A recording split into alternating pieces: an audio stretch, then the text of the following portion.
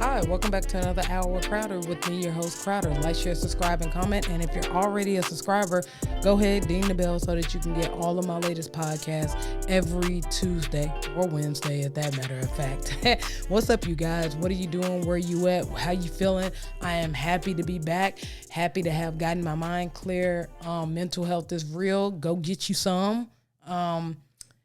I've been doing a bunch of stuff. I know that I haven't seen you guys. You guys haven't seen me due to camera problems, all that stuff. Still haven't set that stuff up. But I did have to slide in and get this off of my chest, these topics, because everything has been wilding for about a month.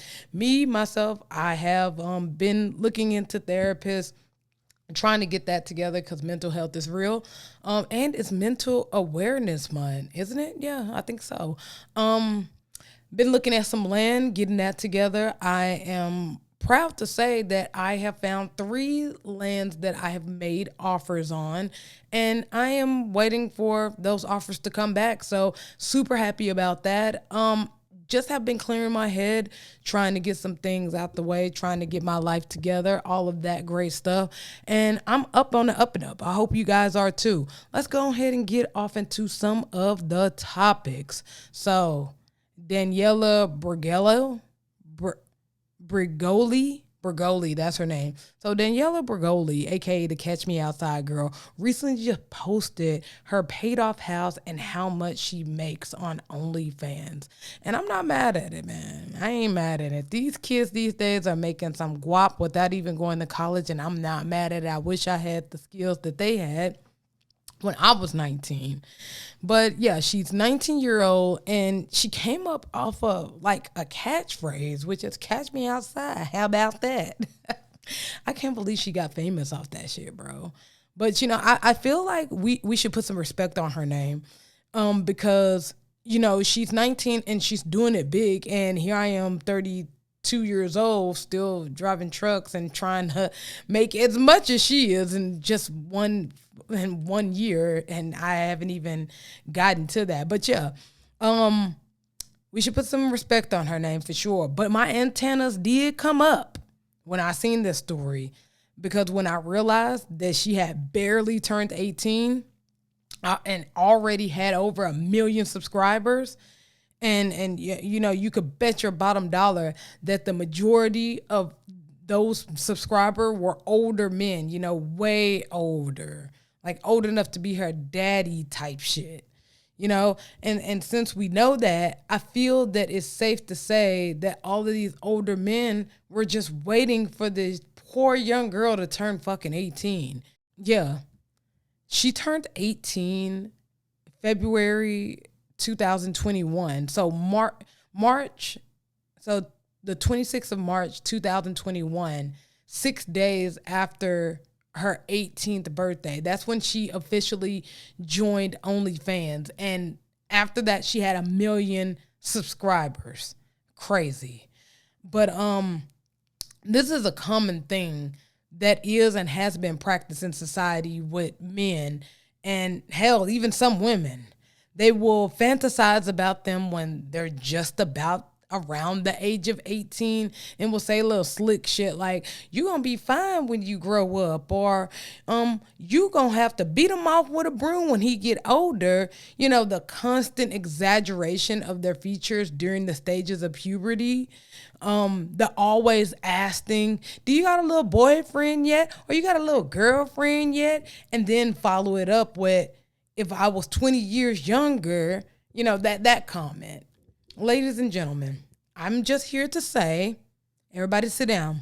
I'm just here to say, ladies and gentlemen, if you said any of the following to a minor in their lifetime or yours, that is a form of grooming. Yeah, it's a form of grooming. It's a very slight form of grooming, but it is a form of grooming. You're saying inappropriate things to a minor. You're talking about relations of a boyfriend or a girlfriend. You're complimenting them on their features, such as their butt or their breasts, or maybe the fact that they got facial hair or whatever. All of the assets in themselves that make them a young adult. a young adult that's old enough to date, because once you start getting those type of things like, growing breasts and, getting hips and getting facial hair and maybe some abs, those are things that make you closer in relations to a adult. So we don't have to think anything of it because it's, so-called, a compliment, but it's a form of grooming, So if you ever said this in anyone's lifetime, especially a minor, then you are grooming that person. It's just a lower spectrum of it, folks. Which brings me to the question of, should the legal age limit overall be 21? I'm starting to see more and more men see that 18 is okay to date. And that's fine if you're a man that's 23 or under. But the man that I encounter in a post were well over 23.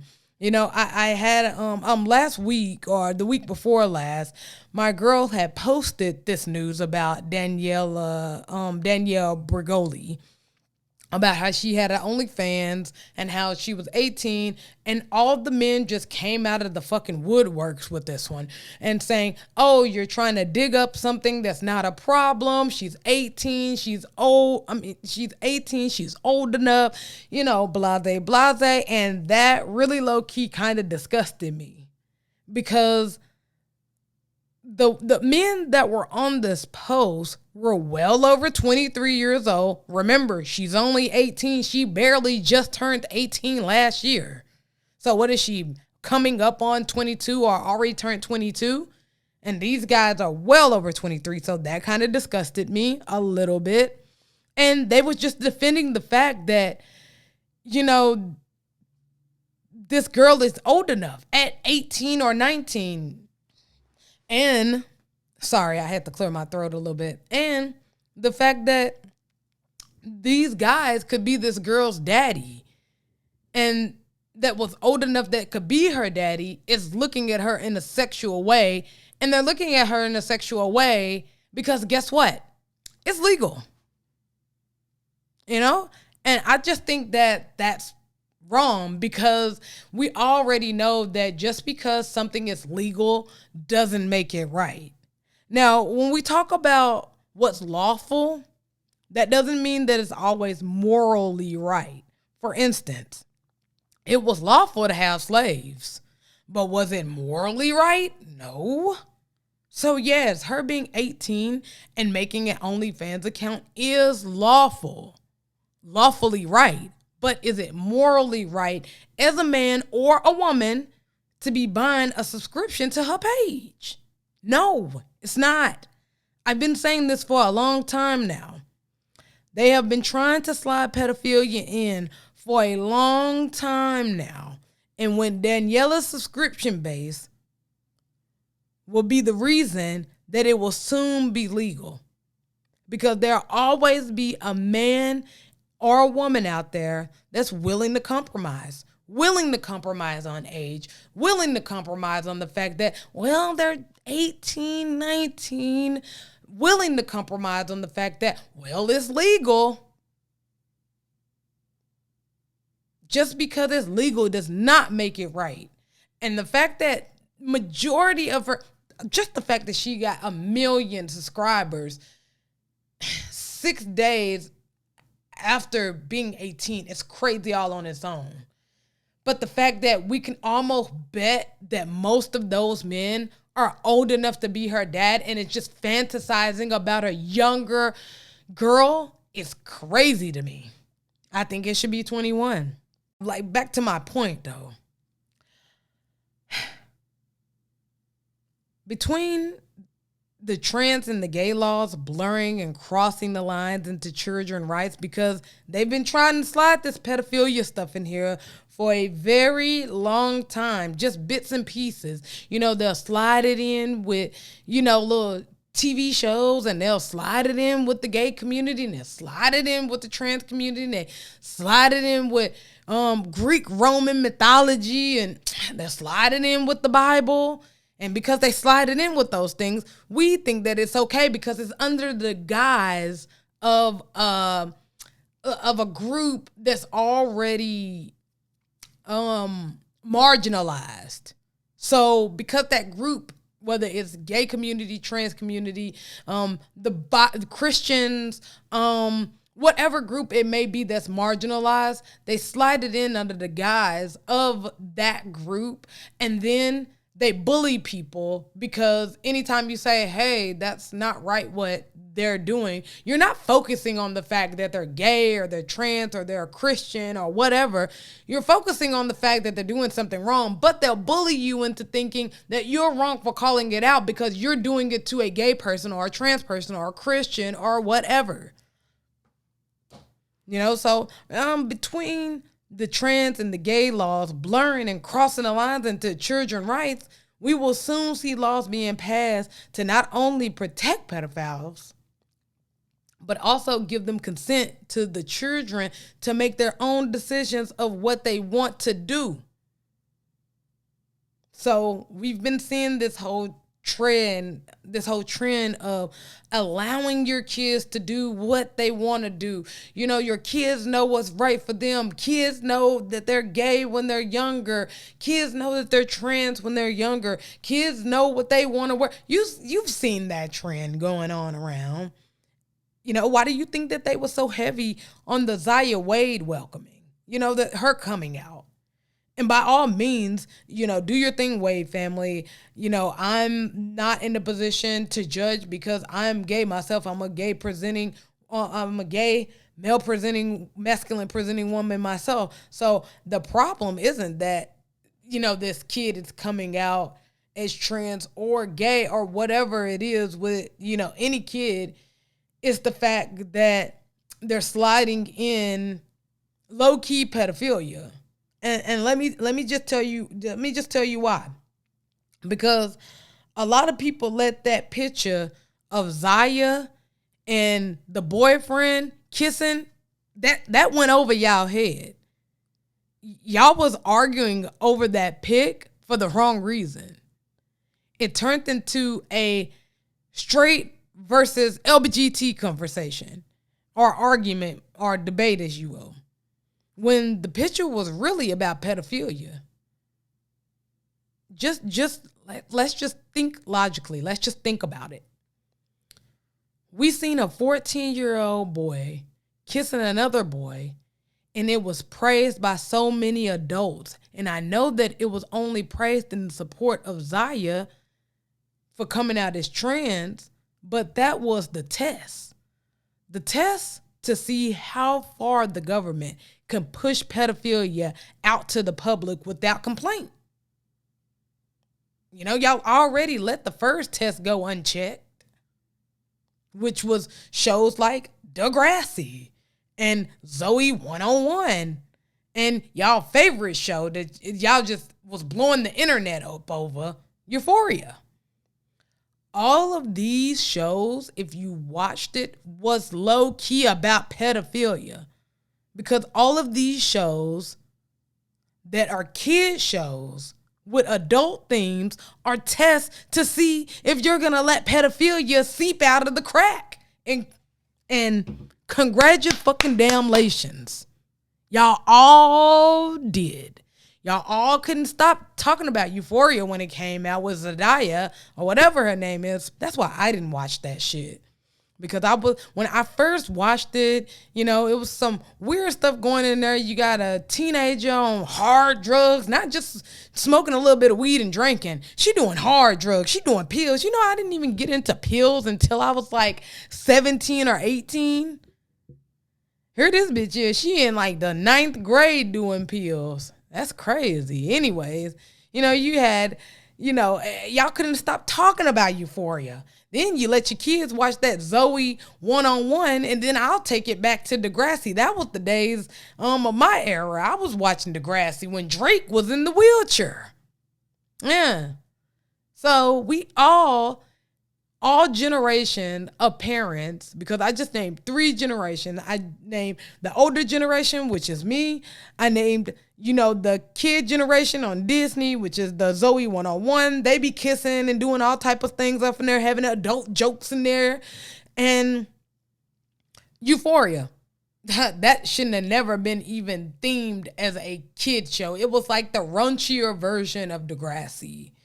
But yeah, y'all let it seep through the cracks. And now that it's a boy and a boy kiss, and now y'all want to get all up in arms about it. No, it's too fucking late. Y'all already let all the straight pedophilia go out the fucking window. Now you want to say something about the gay pedophilia. No, they've already seeped it out on you niggas. Y'all got to start thinking.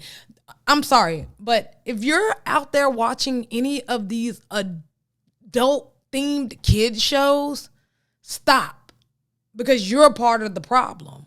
See, I don't watch that type of shit as an adult. I don't watch that type of shit. If they're kids, why? I've never understood this. Why is adults playing kids, high school kids?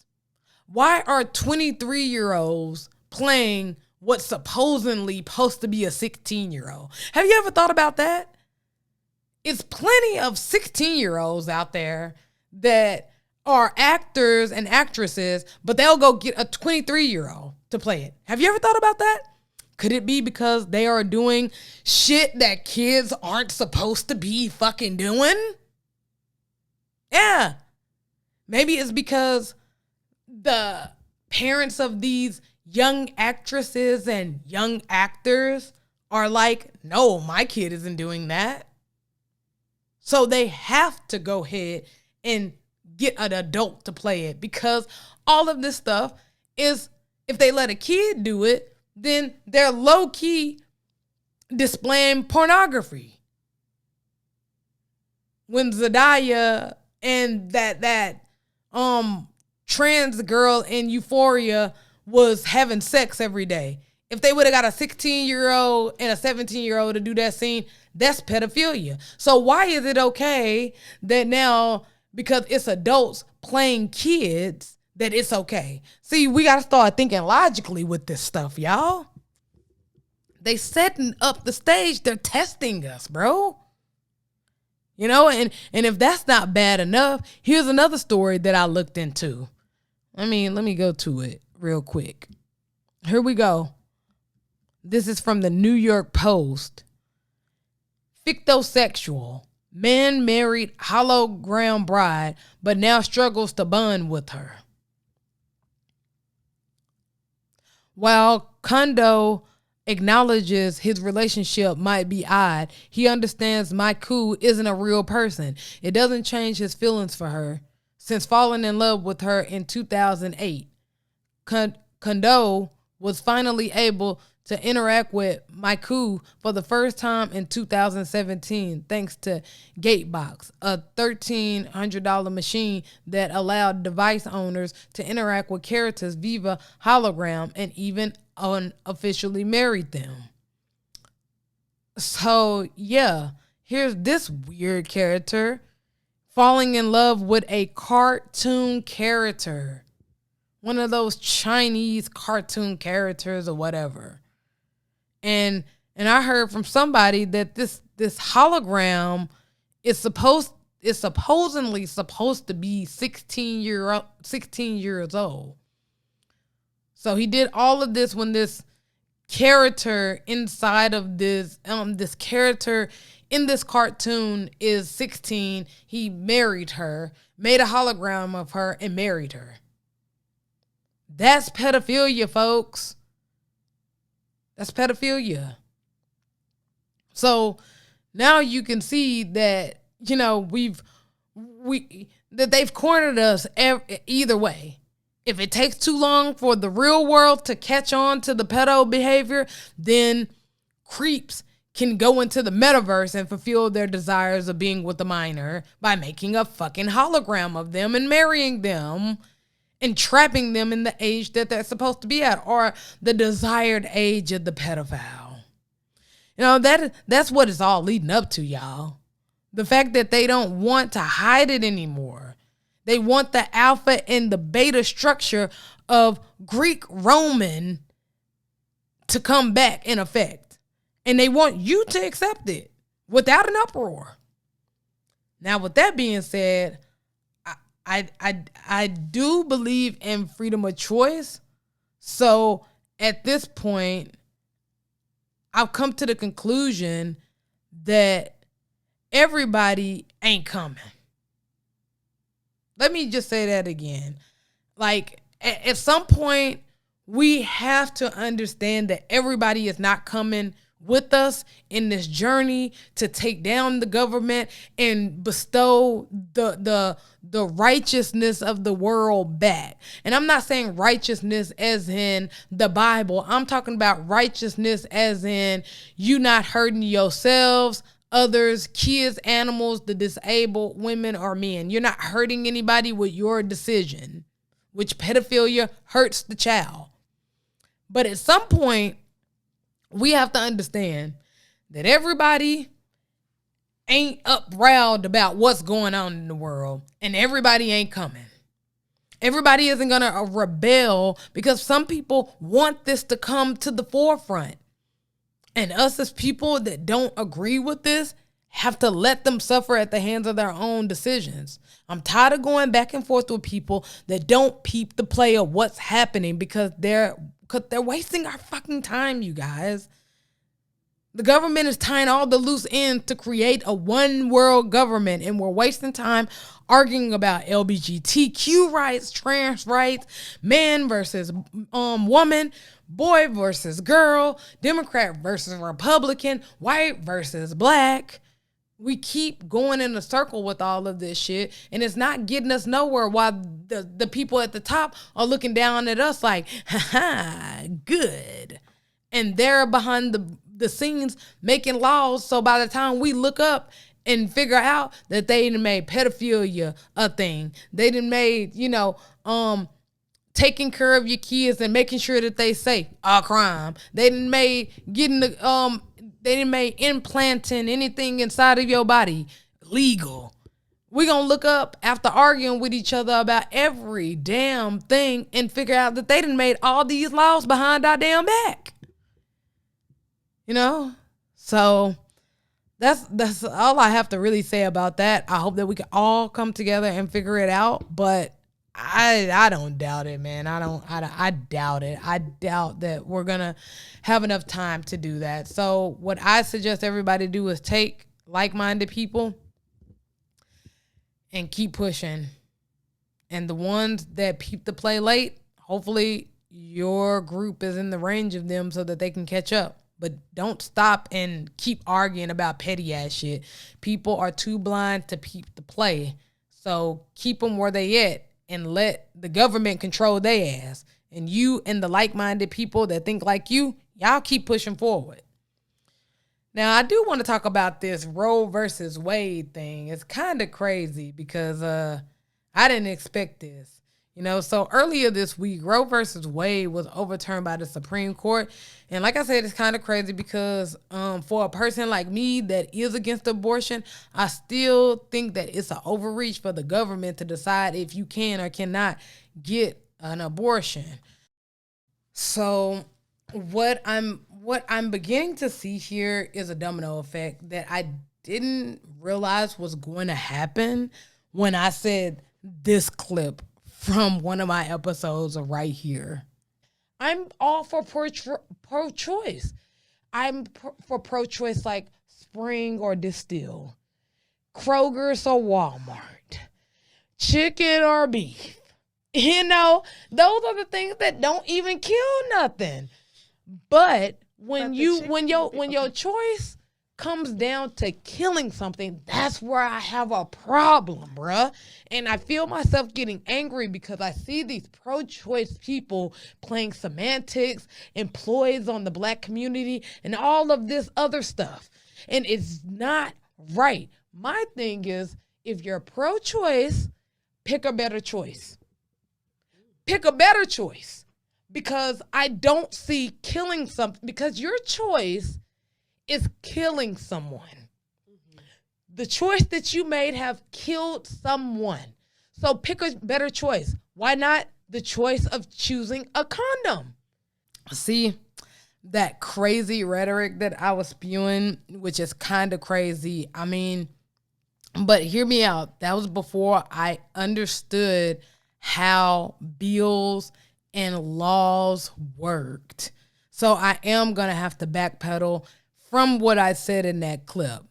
And if you're one of those 10th Amendments or Bill of Rights people, you too should be worried about this, because this not only affects you now, but it could affect you later. From what I'm hearing, it could even possibly, affect one of your loved ones. Because even after I heard that it got turned over, I still didn't care about it because I'm against abortion. But once I heard a lawyer really break down what this may mean, I automatically aligned this with the law, this with them making a law that would basically force us to get the vaccines. Because if they can overturn a right of someone keeping something inside of their body, then they can surely make a law saying that we have to put something inside of our body. But I want y'all to hear, the way that this lawyer broke it down on Clubhouse. She broke it down so eloquently, and I didn't understand it and how it affected me and possibly even my loved ones and just everyone in general. Like, from basic rights like privacy inside of your home. But let her say it. For folks who might not understand like the way law works in this country, yeah, it's stare decisis means like other old cases kind of inform newer ones. And so Roe v. Wade is grouped sort of together. This is the simplest way I can put it, is grouped together with other cases that secure the right to bodily autonomy. But when it comes to same-sex partnership and same-sex sex, just privacy within your home, that's Lawrence versus Texas. There are other laws and cases that are going to be talking about contraceptions. All of those cases are grouped together with Roe v. Wade. If Roe goes down, those ones now have precedent for falling too. Loving v. Virginia. Let, So the other Grace, half of the app, yes. yeah, let me just jump in to make a note because I Sure. tapped out just for a second to read through the opinion. So Grace just mentioned two cases, and this is why, even though they shit on stare decisis in this opinion, or Alito does, sets up um, a reliance on this opinion for stare decisis as it relates to the cases that Grace just mentioned. There are three explicit points in this opinion where he criticizes and basically um, has the same effect of overruling um, those cases that Grace just mentioned. Um, I'll read it. It says, these attempts to justify abortion through appeals to a broader right to autonomy and to define one's quote concept of existence prove too much. He cites Casey.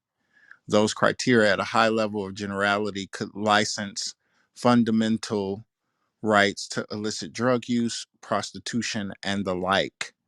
He cites a couple of cases um, that are included in citations for the cases that Grace just mentioned. The last part of that quote is, none of these rights has any claim to being deeply rooted in history. So Lawrence v. Texas, Ogerfeld v. Hodge are the two And cases as it relates to. And I Um, just, Corey, if I could interrupt very quickly, want to talk about how sweeping that language is. And that's why it's so fucking yep. troubling to me, because it is very rare. And also, full disclaimer, I am a lawyer. I'm not your lawyer, and I have to make that disclaimer. I, when you are a Supreme Court, that is the highest court in the land, you want to make sure that whatever ruling you do is narrow enough so that it doesn't overturn every other thing that comes, that They that could be they said fuck in that. relation to They it. They said fuck don't. that. They Exactly. don't. So to put in language that says, hey, we are setting this up so that these other cases can be affected is unlike is completely unprecedented for anything that the court has ever done. It is not how the court functions. It is not how the court works. It is completely anathema to everything that the court is supposed to do, how it's supposed to function. It is a court of limited jurisdiction. It does not hear every type of case. It can't hear every type of case, and actually has lessened the amount of cases that it hears, typically, right? And so it's a court of limited jurisdiction. Even the opinions that they write are supposed to be completely limited in their scope. And sometimes, as you saw with the Voting Rights Act, they will strike down a portion of it, but they will not strike down the whole thing. Oftentimes because they want to make sure that it is in limited scope so it doesn't overturn everything else. Back to the thing that I said, remember, the laws are stacked on top of each other. So they're like Jenga pieces. If you take one out, other laws could fall because of it. And that's what we're seeing here. It's not just an attack on abortion rights. It is an attack on bodily autonomy, which is steeped in another case, Lawrence versus Texas, which was a case about two gay men wanting to be able to have sex in their home. That was it. That was the right that had to be fought for in that case. We've got Casey versus Planned Parenthood. We have so many cases. Loving v. Virginia, possibly. Because another part of this very troubling draft of the opinion is about laws in this country which do not have a historical kind of basis. Again, very vague about what a historical basis means in this context. But laws that do not have a historical basis thus do not have protection in, well, not in the Constitution, but outside, in case law, as the court has been writing. When the court writes an opinion, that's how it becomes law, right?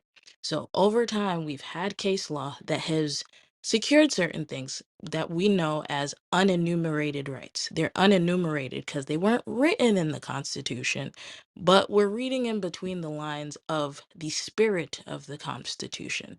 So for instance, we have an amendment in the Constitution about no bordering or quartering of soldiers. This was written into the Constitution because the founding fathers did not want a situation where you would be forced to keep soldiers in your home. You have to think of the time when this was written. The Revolutionary War had just ended, and or was in the process of ending, and they wanted to secure the rights of the country, have some sort of territorial sovereignty, and limit the ability to which England could interfere with what was going on in this new sovereign nation that they were founding. That law, that part of the Constitution, or that part of the Bill of Rights, I should say, has been quoted in other laws far, far, far in the future about what autonomy in your home looks like and whether the government can or cannot infringe on your home.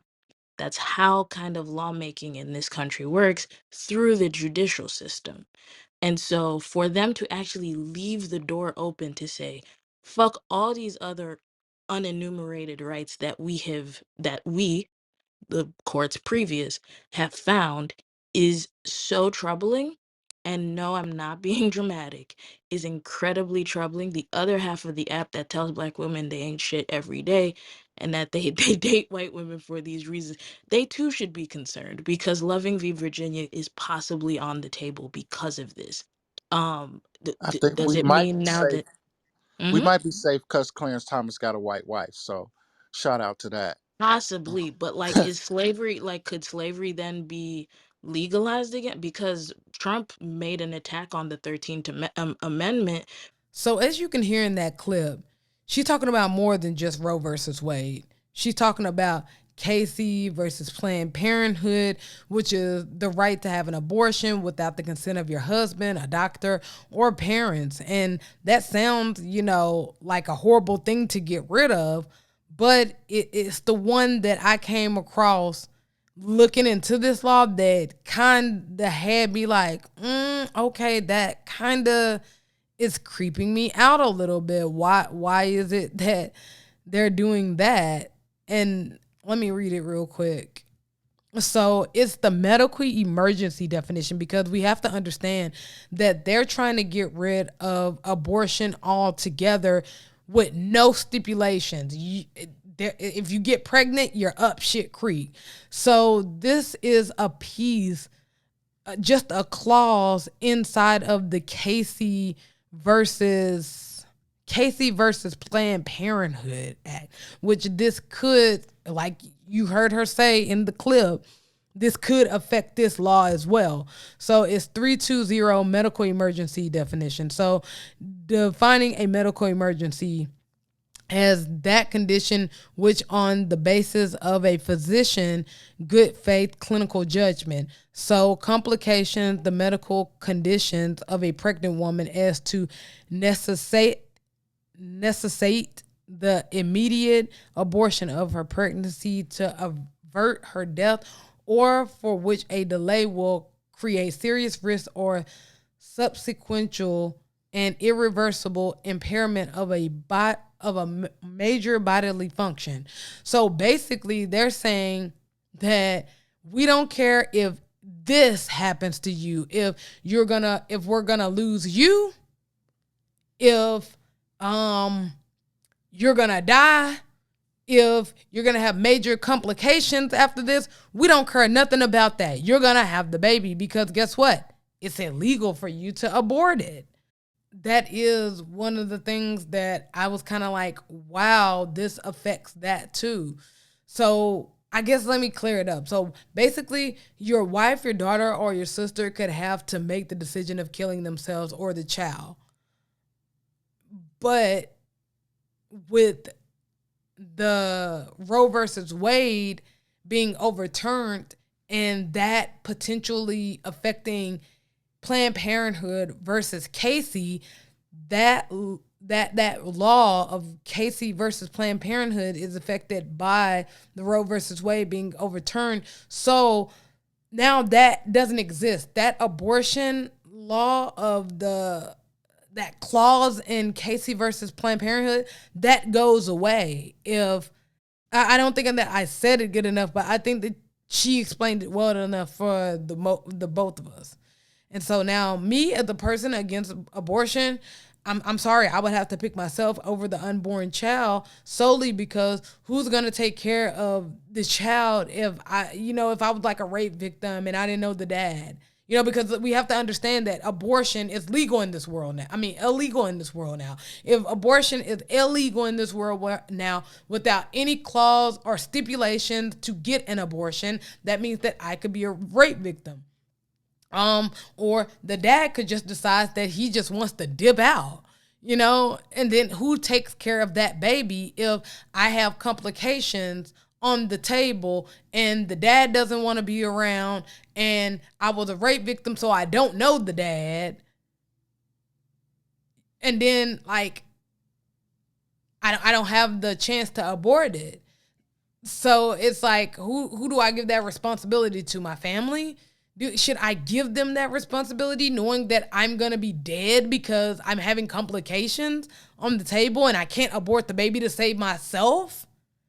Yeah, it's a lot to think about. And I know everybody's like, well, that's a straw man argument, but that's what happens when you have to look at all perspectives of a situation before you just say, you know what? This should be illegal. And that's what I wasn't doing in that clip. What I was doing in that clip was thinking about just me. I'm a gay, masculine presenting woman. Nobody's coming to go snatch me up and rape me in the middle of the night. They're not even looking at me. They can't even see if I'm a man or a woman at this point, if it's dark, So I was only thinking about me, but now that I see that, the young woman in Council Gracie said in that clip, that the law is like Jenga. Once you take one block away, that weakens the other laws that might fall underneath it. That's kind of crazy, you know? And she also goes over how this will affect things like Lawrence versus Texas, which is the right to have privacy in your dwelling. So let me read that for you guys because I don't want to misinform y'all about anything. So this Lawrence versus Texas is a landmark case decided by the U.S. Supreme Court in 2003.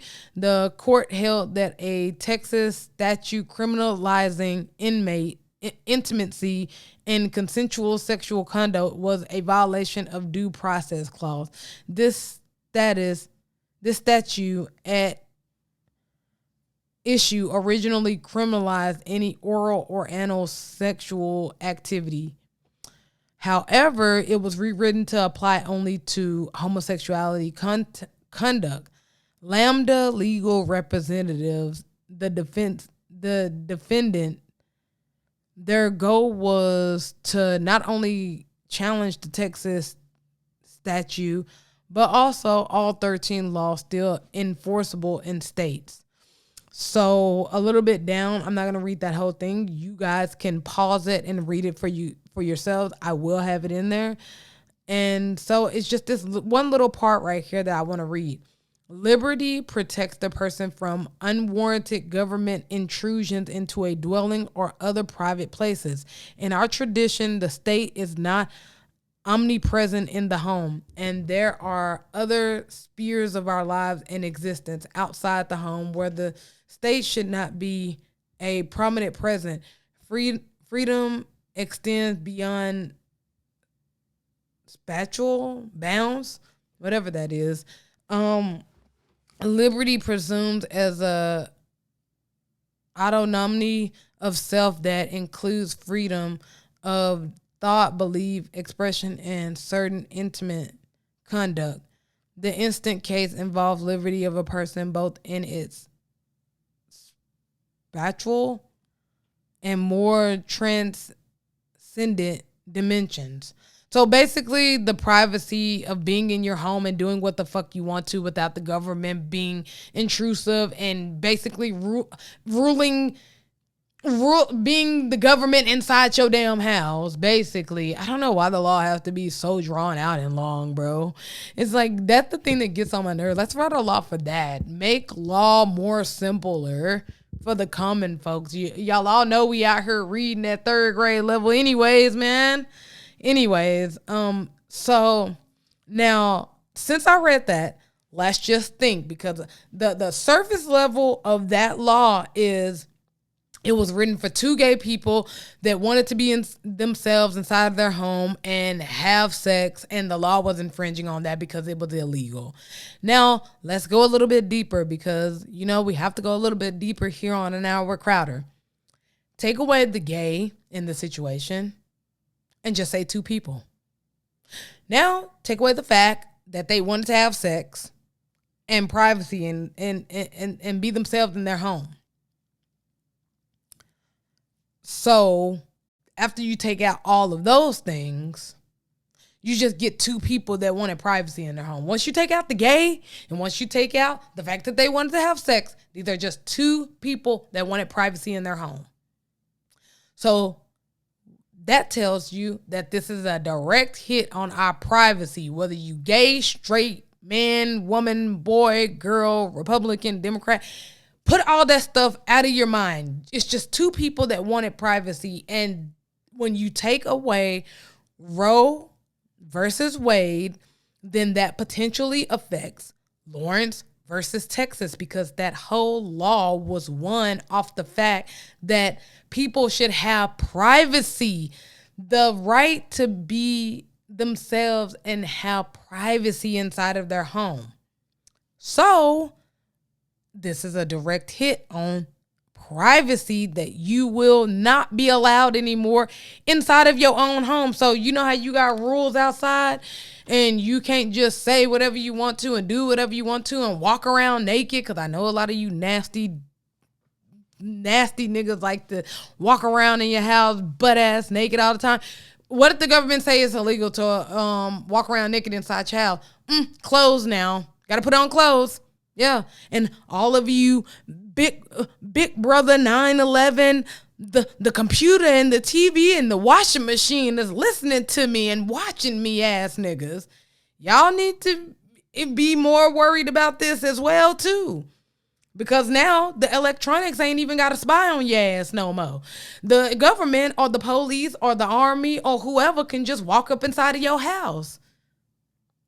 So Roe versus Wade, yeah, the surface level of it is abortion. But the deeper level of it is taking away the blocks of this law so that the Jenga stack is weakened so that all of the laws underneath the Roe versus Wade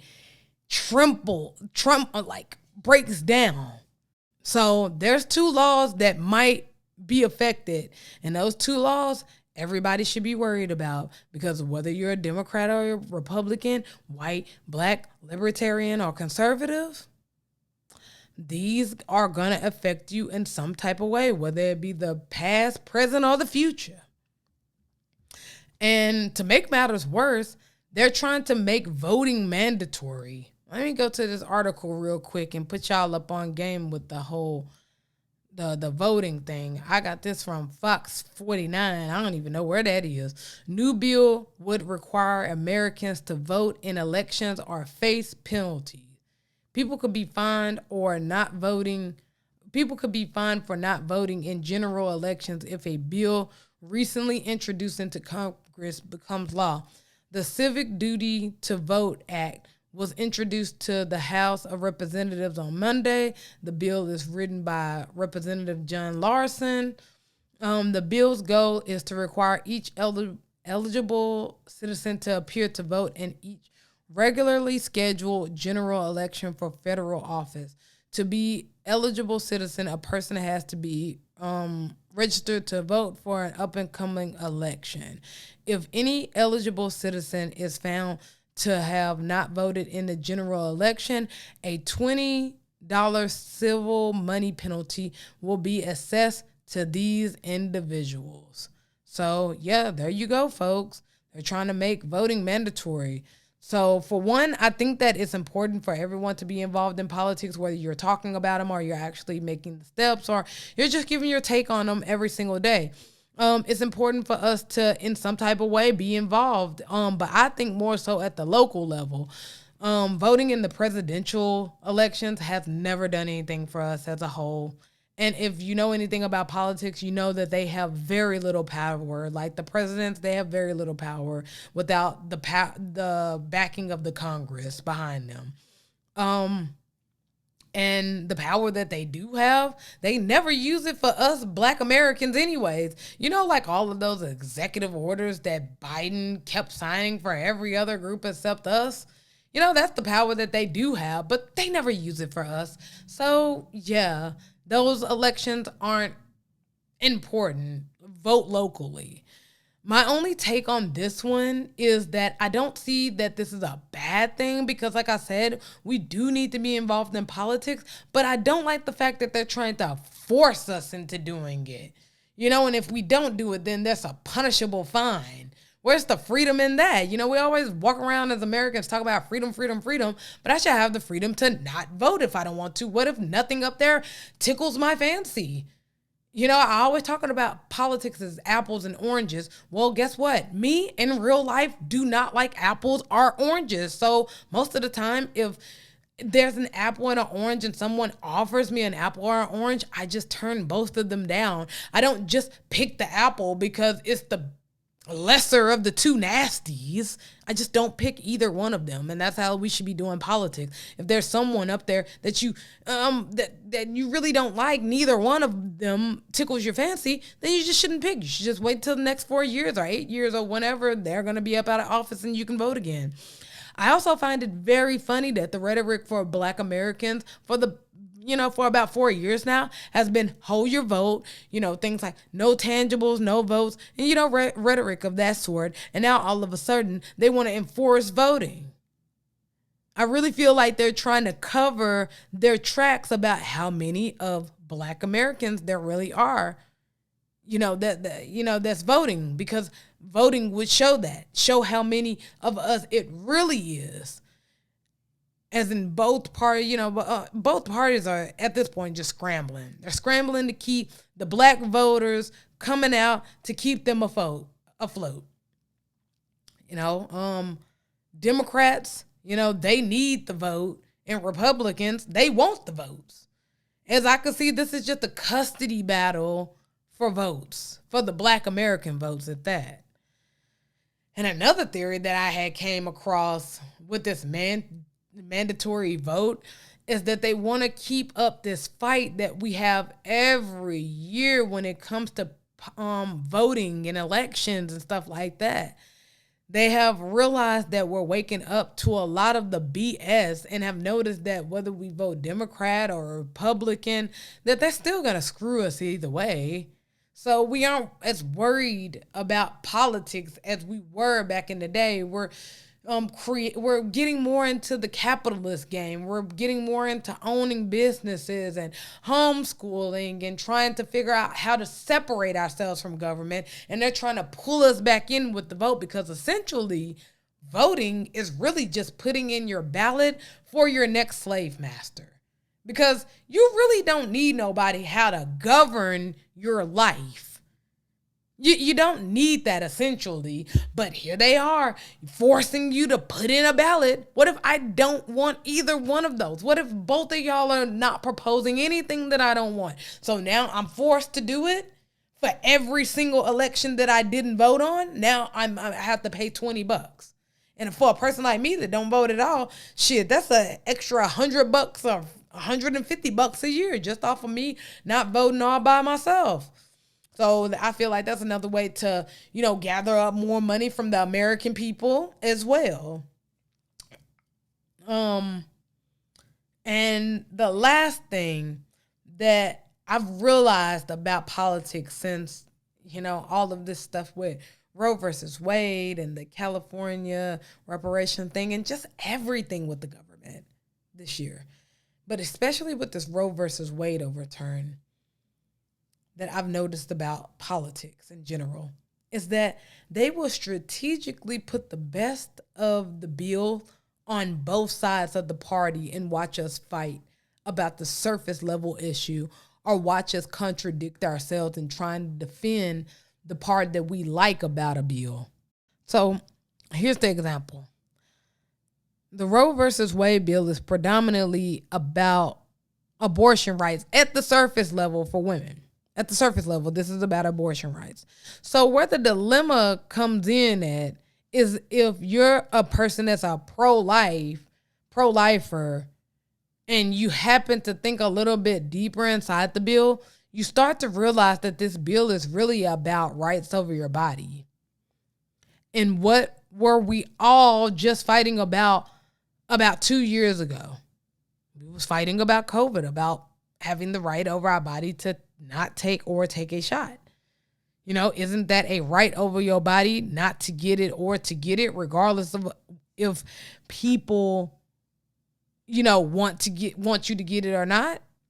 And then if you're a pro-choicer, then you're most likely going to be for this bill. But in suit of you being for this bill, you are essentially killing a life and saying that it's okay. But you know that you aren't really fighting to kill someone. You're really fighting so that you can have the right to do what you want with your body, whether someone thinks it's wrong or right.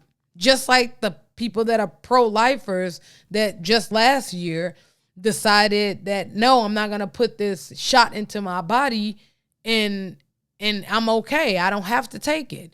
So we both really low-key was fighting the same fight. It's just different situations now.